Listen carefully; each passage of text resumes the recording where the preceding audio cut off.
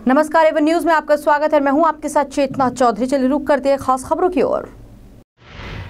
जम्मू कश्मीर में आतंकियों के खिलाफ सुरक्षा बलों का ऑपरेशन ऑल आउट जारी है। कुलगाम में सेना के 2 आतंकियों को मार गिराया गया, तो वहीं शोपियां में 3 आतंकियों को सेना ने घेर लिया है। मुठभेड़ जारी है। शोपियां एनकाउंटर में सेना के एक अधिकारी और एक जवान के शहीद होने की भी खबर है। एक अन्य जवान घायल भी हुआ है।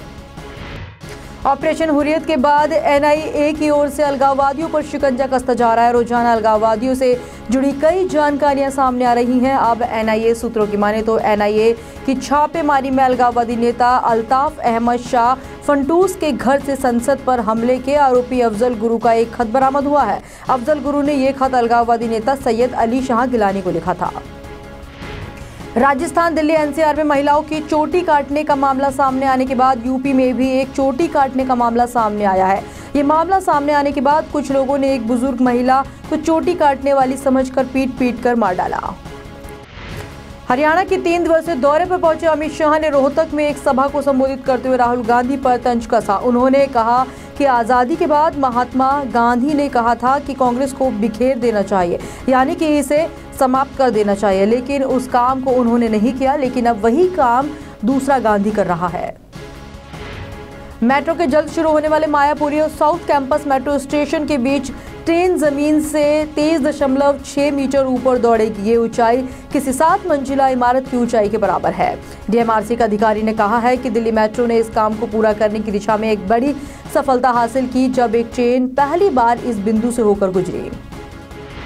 केंद्रीय मंत्रिमंडल ने 8वीं कक्षा तक के छात्रों को फेल न करने की नीति खत्म करने की मंजूरी दे दी है। मंत्रिमंडल ने साथ ही देश में विश्व स्तर के 20 संस्थानों के निर्माण की मानव संसाधन विकास मंत्रालय की योजना को भी अपनी मंजूरी दे दी है। बता दें कि केंद्रीय सलाहकार बोर्ड ने जुड़ी उप समिति ने सरकार से 8वीं कक्षा तक फेल नहीं करने की नीति की समीक्षा करने की सिफारिश की थी। भारत में पाकिस्तान के पूर्व उच्चायुक्त अब्दुल बासित ने नई दिल्ली में 4 साल का कार्यकाल पूरा करने के बाद भारत को अलविदा कहते हुए उसका शुक्रिया अदा किया। बासित ने ट्वीट किया, शुक्रिया भारत और सभी चीजों के लिए शुक्रिया। उच्चायोग के प्रवक्ता ने कहा कि बासित दिल्ली से रवाना हुए और पाकिस्तान पहुंच गए हैं।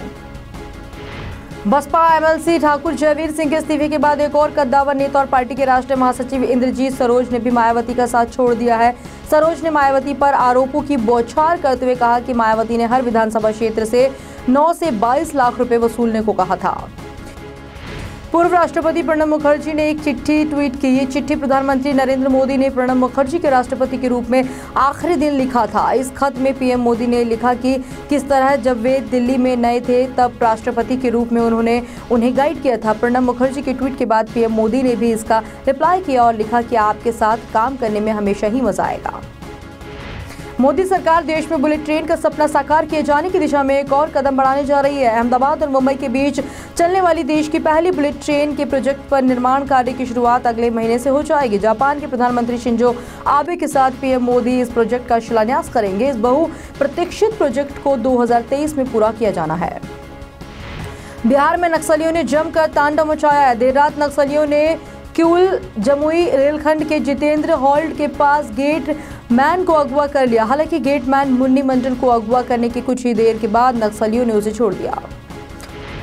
पुलिस सुधार के प्रयास और दावों के बावजूद पुलिस की प्रताड़ना से आत्महत्याओं के मामले रुक नहीं रहे हैं। राजधानी दिल्ली में भी एक ऐसा ही मामला सामने आया जिसमें पुलिस संदेह के घेरे में है।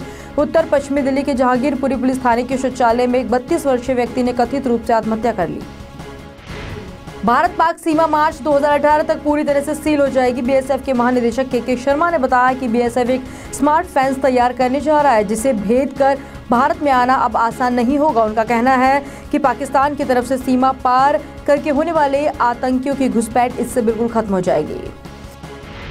अरबाज खान से तलाक के बाद मलाइका अरोड़ा को तरह तरह के कमेंट्स का सामना करना पड़ रहा है। खबर थी कि इस तलाक के एवज में मलाइका ने अरबाज से 15 करोड़ रुपए वसूले हैं। इसी पर सोशल मीडिया पर मलाइका को लेकर बवाल मचा है। मेरे साथ बड़ी खबर में फिलहाल इतना ही। देश और दुनिया की ताज़ा तरीन खबरें देखने के लिए आप देखते रहिए वन न्यूज़। नमस्कार।